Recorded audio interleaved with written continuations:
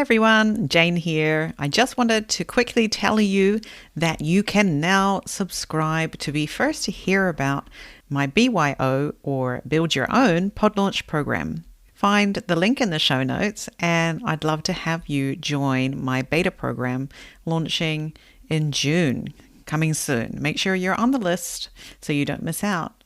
See you there. Now let's get on with the show. Hello, you're listening to the Transformations with Jayne podcast. I'm your host, Jayne Nakata, a New Zealander living her best life in Fukushima, Japan. I'm a podcast consultant and the creator of Pod Launch with Jayne, a system that helps you create your dream podcast without all the drama and hassle, leaving you more free time to do the things you love to do. This show is for people who want to hear stories of women who are doing amazing things here in Japan and across the world. You'll find loads of inspiration for how you can live your best life wherever you are. I'm glad you're here. Let's get on with the show. Hello and welcome to another episode of the Transformations with Jayne podcast. I'm your host, Jayne Nakata, coming to you from Fukushima Prefecture here in Japan. It is getting closer and closer to summer. If you're listening to this, it will be after June. So that means that things are getting hot, things are getting muggy. I hope you have got your summer planned out. We'll be talking about that a little bit more over the next episode or so, but it's really important to start thinking about it now, right? If you want to be booking flights to perhaps go somewhere, this year you might be out of luck.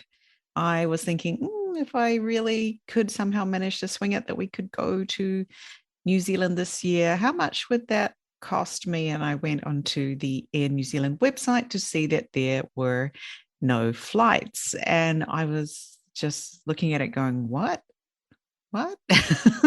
Where are all the flights? And there are just none.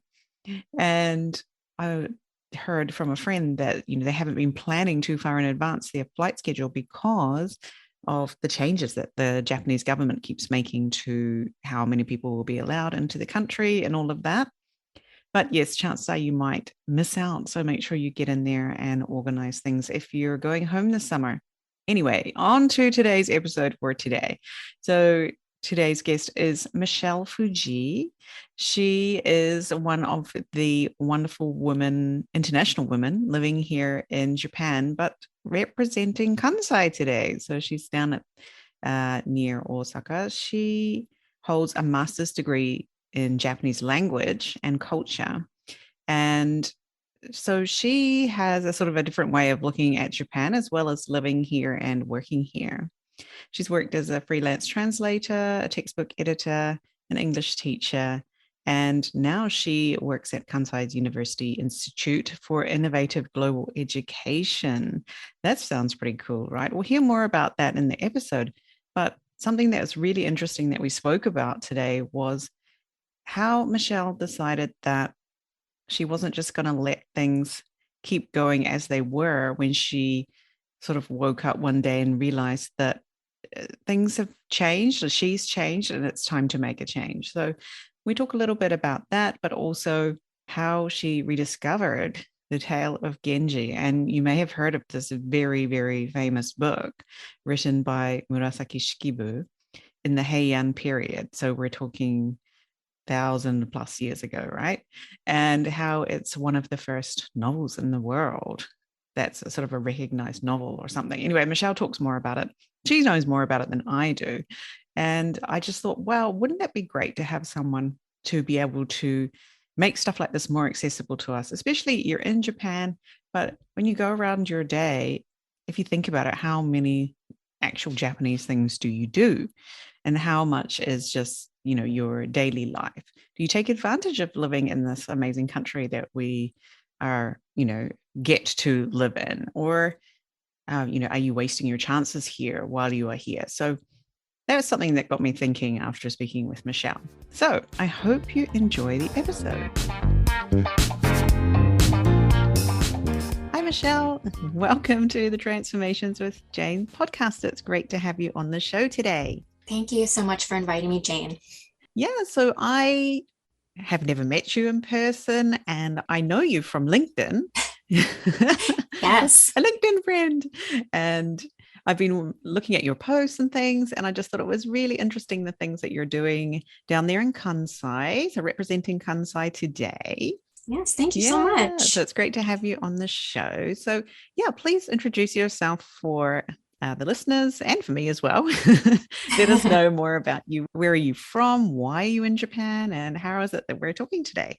Yeah, sure. So I'm Michele Fujii. Well, since it's a podcast, you can't see me, but I am not Japanese, though a lot of people do make that mistake when they see the last name. I'm an Mm. American, born and raised in the US, and I came to Japan for the first time on study abroad when I was 20 and met my husband Oh, at wow. Kansai Gaidai University. Yeah. Mm. So I was only supposed to be there for one semester, started dating, and then decided to make it a full year. And Oh, that kind of, wow. yeah, it Yeah. ended up kind of changing the course of my life, actually.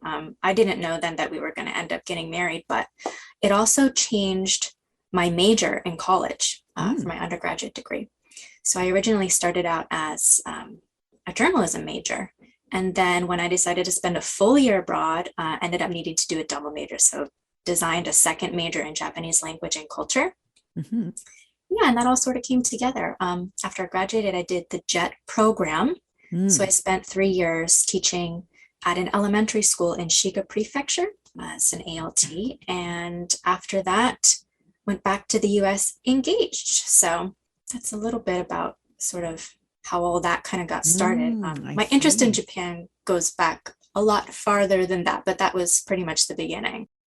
Yeah, tell us about this first interest in Japan. What was it that set you on this path to even come to Japan for that first time? It's going to sound so embarrassing, but I think it was Pokemon. Really? Yeah. Pokemon. Pokemon, yeah. So I think I was about 10 or 11. Those games came out. I'm dating myself by saying this, but I'm yeah, the feeling games even came older, out. okay, because I was growing up by the time Pokemon came out. All right then. All right then. Yeah. Yeah. Okay. And that sort of sparked a love for Japanese pop culture, which changed over time. In college, I started reading a lot of manga, getting into anime and Mm. things like that. I think sort of the typical journey a lot of people have when they develop an interest in Japan. Hmm. But that evolved over time. Once I did my study abroad, I actually chose my undergraduate university based on the fact that they had study abroad programs. Hmm. And after I did the study abroad, I found that interest kind of evolving and deepening and changing to more the traditional side of Japanese culture. So now I have a very deep love for Japanese history, traditional arts.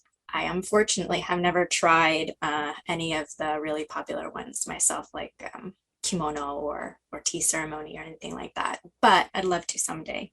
I I ended up see. doing Yeah. my master's degree also in Japanese language and culture based on that too. Okay. So can you call yourself a Japanologist? Is that, Can I? That's a yeah. great question. Can I? The Or answer do you? is I do. I do. I want, yeah, I don't like the term fake it till you make it, but I do like that somebody once told me that you can consider yourself an expert in something as long as you know more about it than the person you're talking about it with.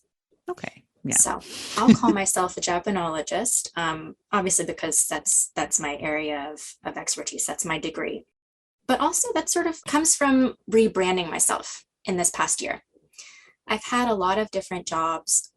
They sort of, I don't know, serendipitously or fortuitously sort of look like they are intentionally connected with all of each other when you look at them on my resume on a piece of paper. But in reality, they really weren't. It was kind of a bunch of opportunities that fell into my lap that brought me to where I am now. And I'm working at a university in Kansai, not in a teaching capacity, but coordinating virtual exchange programs for universities in the US and Japan. And it's been a couple of years. And I just am not feeling, I haven't been hadn't been feeling for the last year or so that I was really following my passion.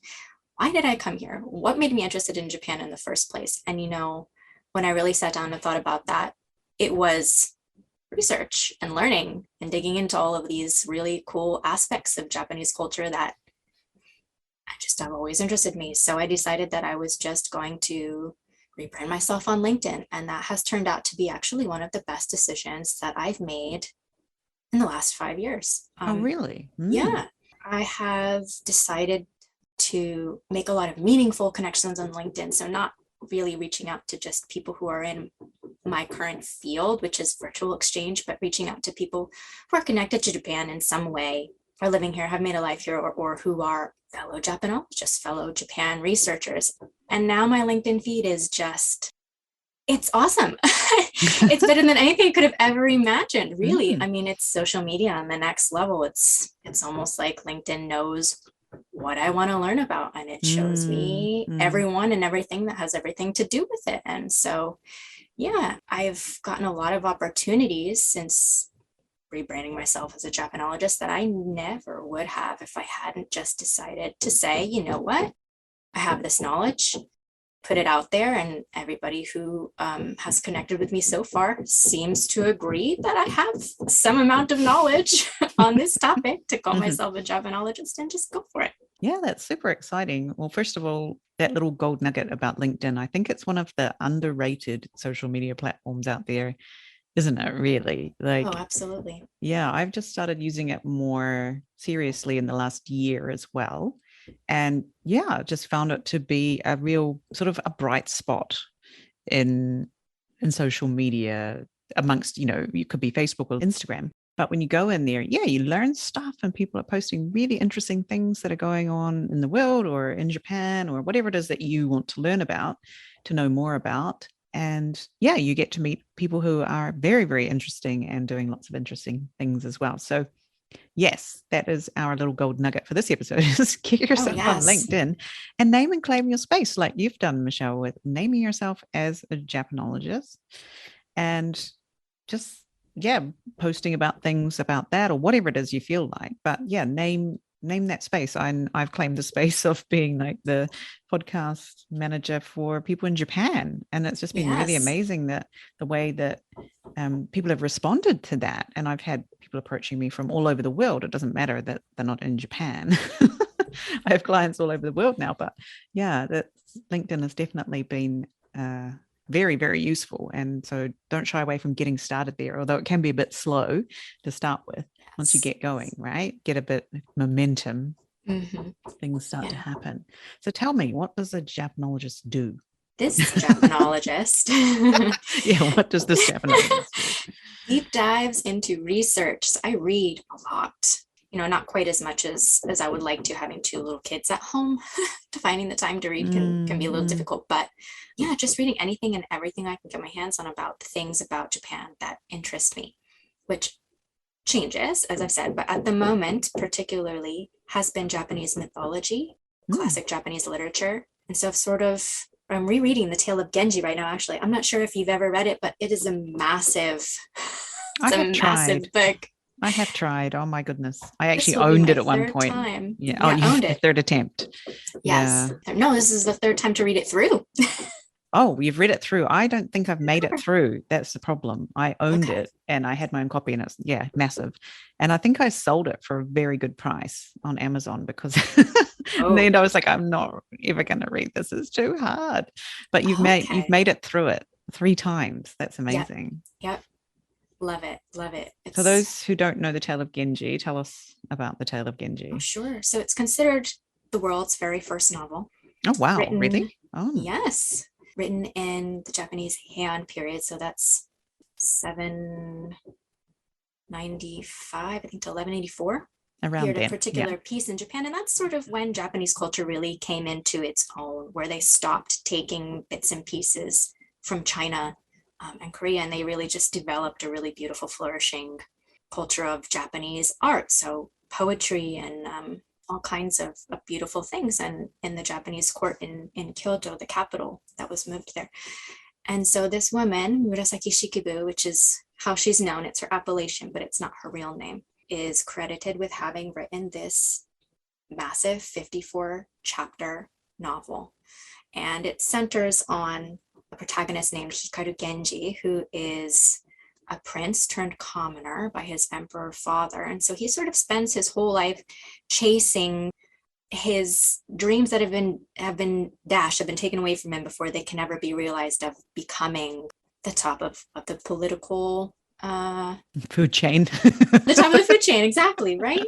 But really, Yeah. what it is it's less about him and more about the women around him. So he is a bit of a rake, and he, Mm-hmm. like many men in the aristocracy in that period, had multiple wives, multiple girlfriends. He's constantly in a fling with someone, professing his love, and all of these women in all of their different circumstances are just so well developed. Characters are so well developed, and it just gives a really great picture of what life was like at that time for a woman in the court. And what we know about Japanese history in the Heian period today, a lot of it comes actually from this novel, which Mm. is wonderful. So there's a lot to be learned there. Book by women, about women, for women, but it's really for everyone. Right. And with sort of disguised with this Hikaru Genji as the main protagonist Yes, potentially, right? Which is ideal man. potentially why it survived or, became so popular with this. Yeah. Okay. Interesting.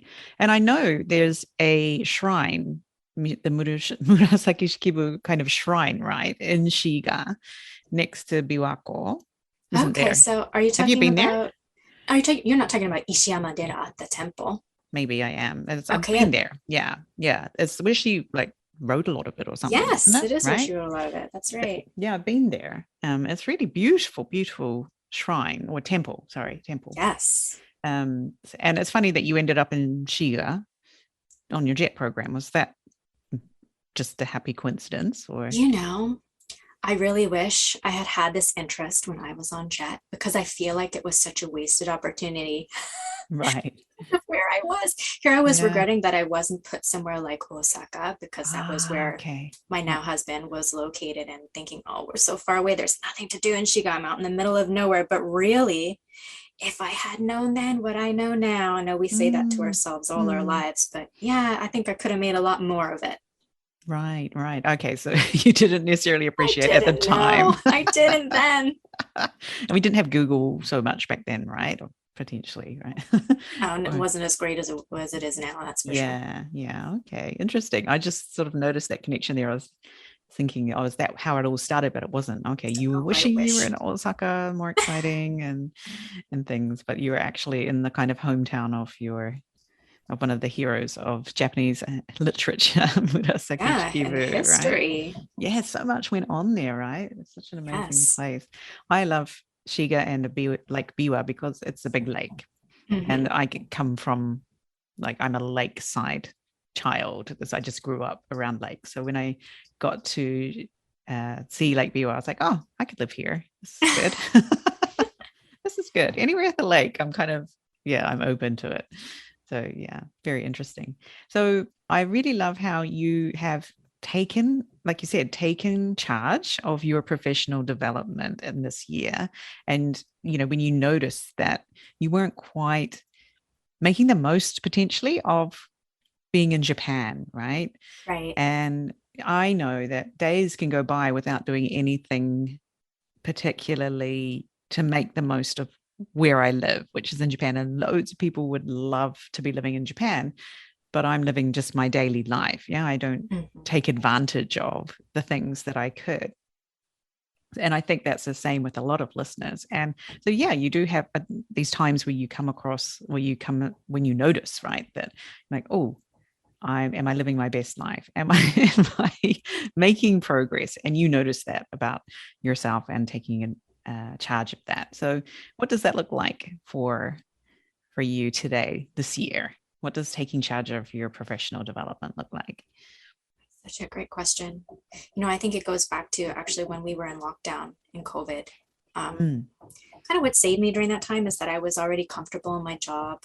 I was actually on maternity leave for a good majority mm, of that period, so I wouldn't have been like leaving my house anyway. And I think I just kind of coasted through it, where a lot of people were really struggling. And that is not to say that we didn't have our fair share of struggles in my house, because we did. But I mm, think it also gave me a lot of time to think about, when I go back to this job, what do I really want from it? And I think what I learned in that time was that I had already gotten everything from it that I was going to get. And going back and being there for a little over a year again, and I just felt so stale.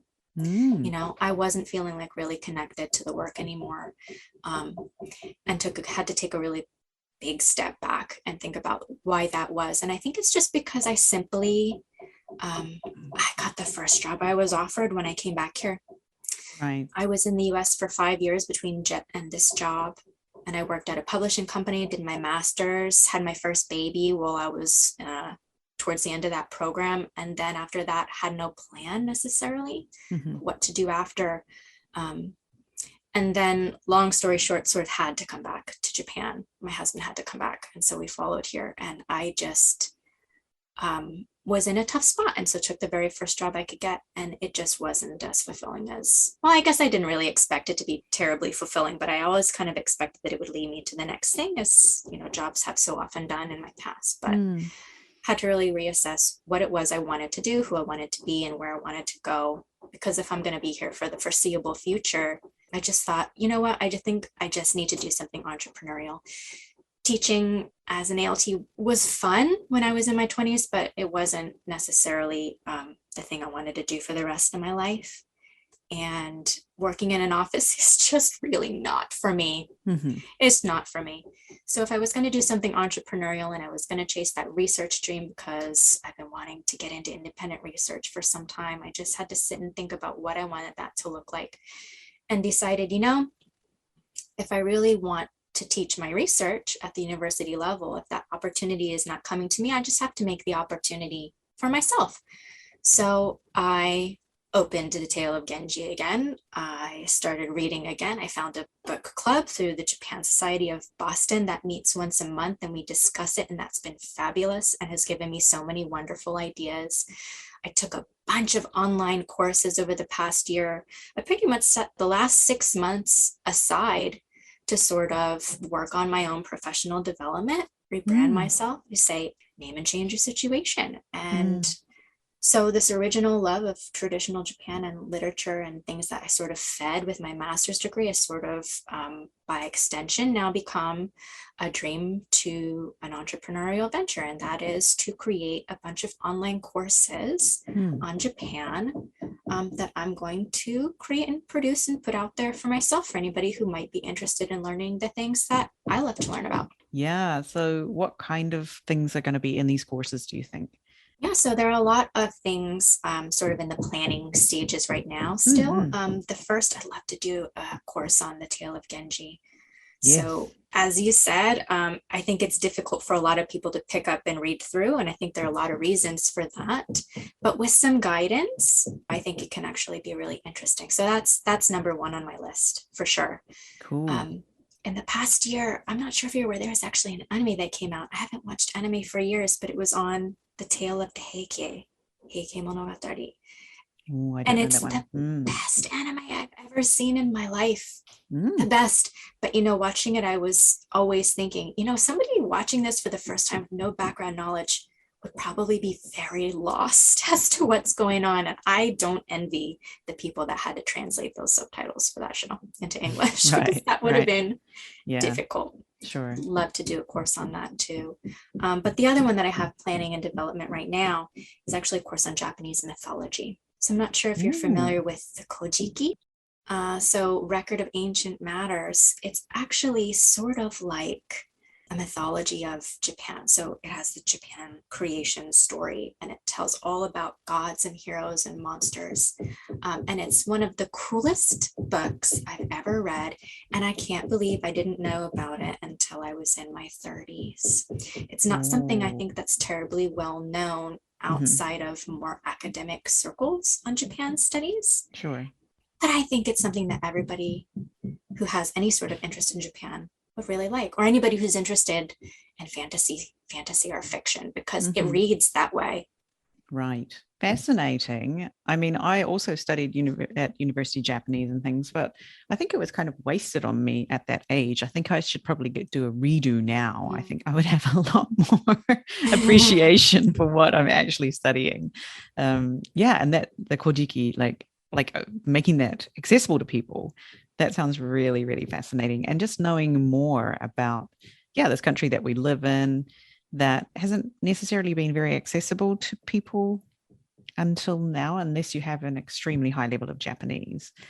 And as you said, like this Tale of Genji is something I would love to be able to read, but yeah, I'm not going to get through that by myself. But if there was like, yeah, a group of people who were reading it together and you, for example, you were guiding us, that would be super fun and it would be really, really interesting. So I'm going to ask to check in on you about this in the future that this definitely gets made, right? We need this.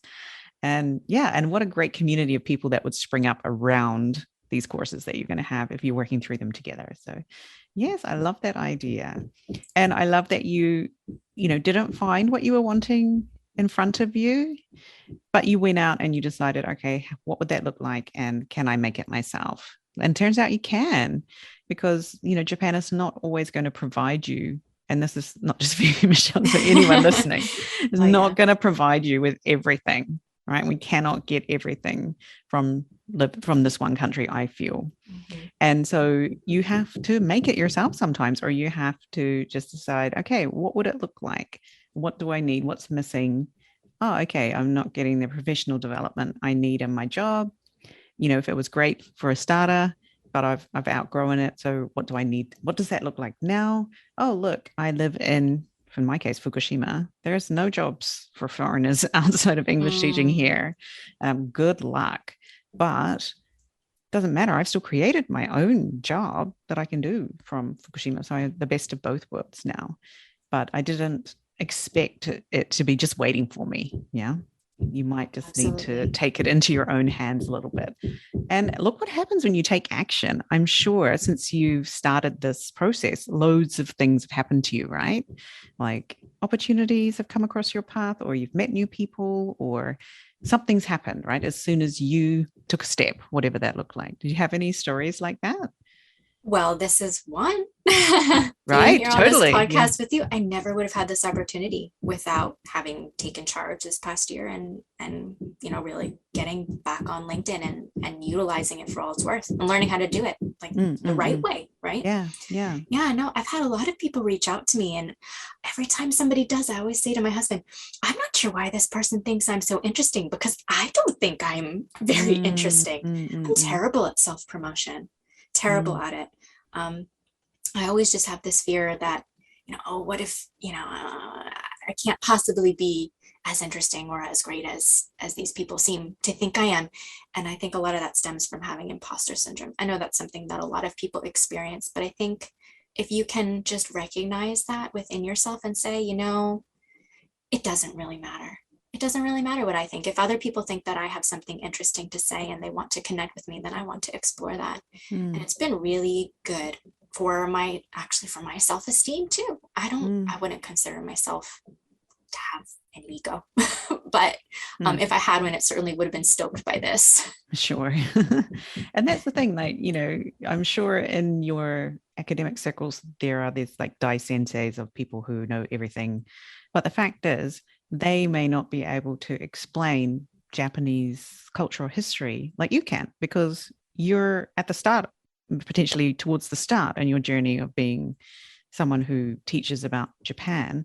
But that's more accessible to me, who knows nothing, right? That's such a good point. There's so many levels to being able to help people. And quite often just being a little, like you mentioned, knowing a little bit more about something is enough to help people to get to that next level, or to pique their interest, or move on to picking up Genji and reading it, whereas it just sat on their dusty shelf for 10 years or whatever. Yeah. And so you mentioned, you struggle with self-promotion or self-doubt. And you said that actually your Japanese co-workers have been helping you with this. Tell me about that, because I would have said it's like the Americans totally helping the Japanese person with their self-promotion and self-doubt. Surely it's the other way around. But yeah, tell me about that. Yeah, it's been really interesting. When I started the job that I'm in now at Kansai University, I was working with only other Japanese in a very small office. I'm still working in a very small office with almost all Japanese people, but one of the hardest things for me to do is open up about myself and talk with other people about myself. I know a lot of people love to talk about themselves, but it's actually really difficult for me. But as I sort of got closer with some of these coworkers, and they're some of the best people I've ever worked with, I have to say, one of the best things about this job is the people I work with. Mm. They got to know a little bit more about me. So when I mentioned, oh, I did the master's degree and I had my son right before I graduated, and I would get the very typical, wow, sugoi, and wow, that's amazing. It's incredible. I can't believe you did that. And I just would say to myself, really? I just, I didn't think very much of some of the things that I have done at the Right. time I was doing them. But whenever I would say these things to my coworkers, I'd always be met with this kind of reaction. I just kind of brushed it off as another one of those, oh wow, you eat natto. Oh, you can use chopsticks. It's sort Yeah. of, typical things that people are very used to hearing when they've been here for any length of time. But as time went on, I gained some very deep friendships with a couple of my coworkers, and one of them, who recently left the job last year, told me in a very tearful goodbye letter that she read out loud to me, you are the reason that I decided to do professional development after I went home from work, even though I was tired, because I saw what you were doing and I wanted to be more like you. And it led to her finding her dream job. And it was something she thought she could never do, because this was her coming back to work after having spent years off to raise her children. Right. And I was just in tears after this. I never Wow. expected somebody to say something so lovely to me. And I never expected that just our friendly conversations would have inspired her to do that, because she never mentioned it to me. I think that's Right. very Japanese of It her not to have is. mentioned it. Totally. And another coworker Yeah. said to me, I decided to go back and get my MBA because I thought, I'm a father and I have a child at home and I'm working full time. There's no way I can do it. But when you told me that you were working full time and you were going to school and you had a baby, I thought, well, if she can do it, then I guess I can try too. And so now he's getting his MBA. Oh And my goodness. another coworker told me, Michelle, I never really understood my true value until you repeat it to me constantly on a daily basis, just reminding me that I'm a valuable person at work and that I do good work. And now she's decided that she's going to pursue her next step in her dream, and she's going to find a job that pays her what she is worth. And all of these things have come to me in the past couple of weeks, and I just find myself thinking, I never really set out in these conversations to inspire people. And I just don't know what it is, but I'm so happy that they told me that they feel this way. I don't think a lot of people are always comfortable sharing those sort of deep feelings and deep thoughts. And I don't know that we necessarily always imagine Japanese people to be that way. I think there's sort of a very stereotypical image of them being not less emotional, but maybe less open.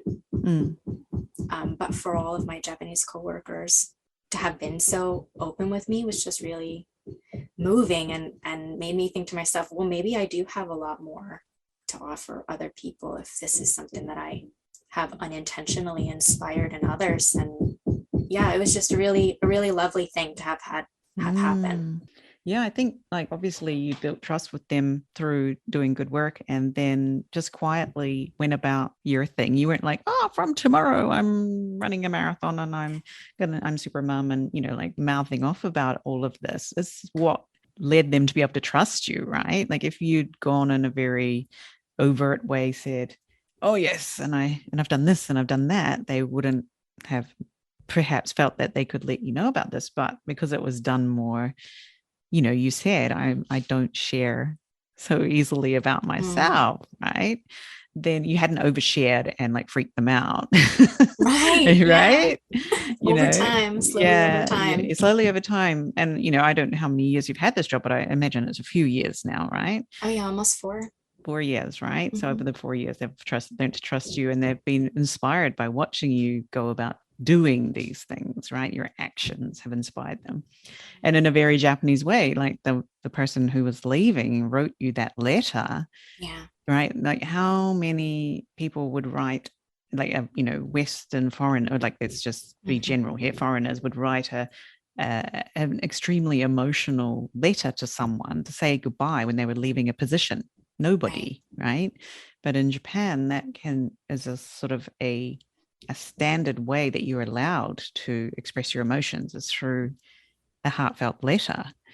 And yeah, to get one of those is really, it's just an amazing feeling, right? That you would never get in a different country potentially. Oh, What a beautiful absolutely. experience. It Yeah. was. Yeah. Yeah, absolutely. Top 3 best experiences I've ever had living in Japan. Wow. And how great that you have inspired them to go on and make a choice to enjoy their life too, right? That's what you've Yes. done by choosing to enjoy your life in Japan. They've set up and gone, oh, well, if Michele can do this, surely I can do this too. Inadvertently, yeah, but it's Mm, wonderful. It's a yeah. wonderful feeling. Yeah. I had something similar happen to me, exact same thing. Decided to take control of my life here in Fukushima, make it my own. And all of my Japanese friends sat up and started noticing very Mm. quickly. They're like, how are you doing this? Why are you so happy? You know, like, Yeah, or how is it that you're doing all these events and creating these things? And I was like, because I decided I would. And they were like, oh, yeah, that was as simple as that. And actually, of course it wasn't easy, but it was as simple as making that decision to start that one step. And okay, what's the next step? So yeah, I'm very excited to see what's going to be the next step and the next step yeah, after thank for you. you, Michele, as we Oh, go me too. along. Yeah, this is just the start. And it's great that we're recording this now, because now we've got it like recorded. Like Oh, yeah, something to we check back on. yes, you'll be able to go back and listen to yourself in a year or two and go, oh my goodness, you knew nothing. Look at me now. It's a great line in the sand, right? Yeah, this is where Yes, we so are. This is true. the start point. This is where we're going forward from here. And Hmm. I know you have is it two little kids? Yeah. I do, yeah. Yeah. And starting out on your entrepreneurial journey, and there's a lot to learn, but that's the great thing about, having kids and being an entrepreneur. You can do both, but it just might be a little bit slower than, if you're only doing one. But Absolutely. yeah. Yeah. And I love that I get to be around for my kids when they need me after school, and I can be at my computer when they're not here enjoying myself. And when they come home, I don't have to make them do things they don't want to do, like they don't want to go to Gakudo. Okay, you don't have to go Mm. to Gakudo. Just come home. I'm here. Let's have English time. So yeah, that's a really great thing for especially foreign mums who want their kids to be speaking English as well, right? In the Yes. future. So thoroughly uh, encourage and entrepreneurialism amongst us foreign women here in Japan. And there's so many of us doing amazing things. You only So have to go many. through the podcast list and look and see all the people doing good things. So if you're feeling inspired by listening to Michele today, just check back through even just last week's episode with Dr. Laura and the things that she's getting up to with sleep and helping parents with sleep. That's another one. Loads and loads of women doing amazing things. So there's no excuses anymore, really. It's just how much you're going to get in your own way as you go forward. Oh, yeah. Yeah. Have How you you going to noticed use that? that time that you have? Yeah. Absolutely. Have you noticed yourself getting in your own way? Oh, constantly. How do you get in your own way? I know I do it as well. No one wants to listen to my podcast was a great one that I had. Yes. Yeah. What about Yeah. you? Mine was nobody's going to care about anything I have to say online. Yeah. Right. Yeah. Yeah. It can be really intimidating when you look at other experts and say, oh, well, they know so much about this. So, okay, well, do they know about that? Because you know a little bit about that. You could Mm, talk about that. But yeah, taking that step, that first step, as you said, to just start putting yourself out there and just mm. do it. In your voice. Yeah. Like, Yeah. I don't want to hear like the big like snorific sensei, like this is boring sensei, right? I want to hear it from Michele because, she's young and interesting compared to, Dai sensei or whatever. So yeah, own that and put your voice out there. And like you said, nobody wants to hear what I say or is not interested in what I have to say. Um, have you found that to be true? No. Right? Totally not That's the true. thing. Yeah. How are you going to know it's not true unless you try? I love Yeah. that anecdote that you'll never win the lottery if you don't buy a ticket. So this is me Mm-hmm. buying my ticket. And you know what? If it doesn't happen, it doesn't happen. And that's okay because I'm not wasting my time on something I'm not interested in. It's something I would have done for myself anyway. So Yeah. consider it trying to do something more with a hobby. Yeah, exactly. And I think what people sort of think is like, when I get to point X, I'll be happy. It's like, that's not actually true. If you're not happy on your way to point X, you will not be happy when you get to point X. So yeah, definitely enjoy what you're doing. And the results are not actually your business. Like, what happens next is just what's going to happen. Just do your bit, which might be writing an article or putting out a podcast or launching a course, and the results will happen. Like, that's not up to you. Yeah. Do your bit and enjoy it. Yeah. And then by the time one day you'll be at point X and you'll be like, damn, that was a good journey. I really enjoyed the journey to get here. And that's the whole point, because it ain't any happier at the end of the journey, right? You've got to enjoy it on the way. All righty. Yeah. So tell us how, like, people have been listening to this and go, yes, I want to learn more about the Tale of Genji. Yes, I want to learn about Japanese mythology.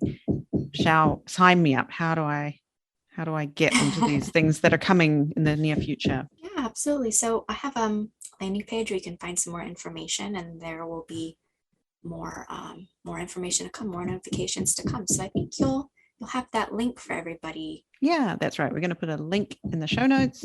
Go over, drop off your email, sign up, let Michele know you're interested, and she will keep you posted to when these things are coming out. And I'm definitely going to join this Genji one when it comes out. So make sure you let me know, Michele, when it's done. Do you find it motivating that, when you know that people are waiting for you? Oh, yeah. Light the fire. Light the fire.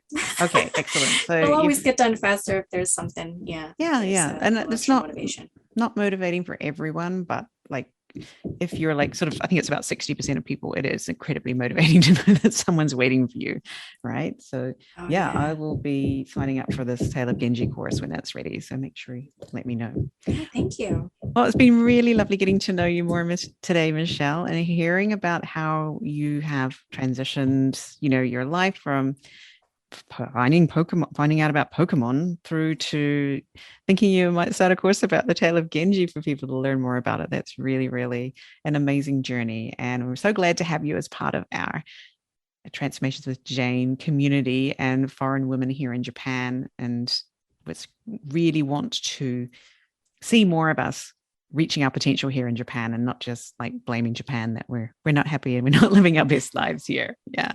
So thanks so much for coming on the show today. Likewise. Thank you so much, Jayne. It's been a pleasure. And we'll have to get you back on in the future and check in with how it all went. Yeah. Absolutely. Thank you. Okay. I hope you enjoyed the interview with Michele Fujii. I really love how she took control of her situation when she noticed it didn't feel good anymore, or there was something missing. And it's easy to just sort of expect other people to sort it out for you or blame it on Japan. That was one of my favorites. But when you decide that you want to make a change and you make some changes, then amazing things start to happen. And Michele gave us some examples of, even just being on this podcast today, she would never have imagined that someone would approach her to be on a podcast. But even though I didn't know Michele before I spoke to her today, I have seen her talking about things on LinkedIn. And I thought, wow, she sounds like a really interesting person who's got something that she really cares about. I'd like to know more. And that's why I invited her on the show. So she talked a little bit about these online courses that she's interested in getting going. So if you'd like to be the first to hear about some of them when they come out, make sure you go into the show notes, find the link, leave your email, and Michele will let you know when things are happening for those courses. I can't wait to learn, the way she described that Tale of Genji. I was like, yeah, I would never have figured that out myself. I need someone to help me with this. But I would love to be able to say that I have read one of the most famous works from Japan. And also the other one that she mentioned with the mythology and all that. It sounds really, really fascinating. I would love for it to be more approachable than perhaps what I remember from my own studies at university, where things were very cryptic. So that is all for today. Thank you so much for listening. We'll see you again soon. I have another episode coming with Jo, one of my team members. Looking forward to having her on the show. So look out for that next week, next episode. We'll see you then. Bye-bye.